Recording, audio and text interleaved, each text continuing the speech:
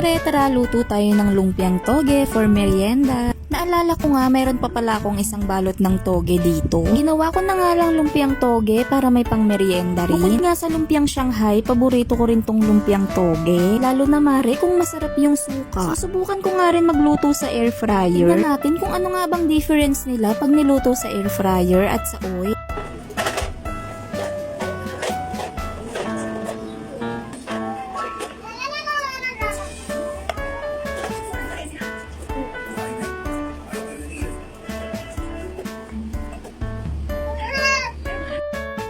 Kuha lang tayo ng ilang piraso mare, siguro mga 4 na piraso para lang sa air fryer. Magpahid nga rin pala ako ng konting oil dyan mare sa paligid ng lumpia. Para lang maging golden brown siya, pero let's see kung magiging golden brown nga siya. Niluto ko lang siya for 15 minutes to 20 minutes. Yan, ayun na siya mare, medyo maputla pala siya no, unlike pagka niluto talaga sa oil. For me, mas okay pa rin na iluto siya sa mantika. Pero okay rin naman yung luto sa air fryer, masarap din. Ibang-iba lang talaga pagka sa mantika mo siya niluto. Kung ayaw nyo naman ng mamantika, go for air fryer na. Kung gusto nyo naman maging golden brown talaga, go for the oil. Ayun lang, till next cooking. Bye!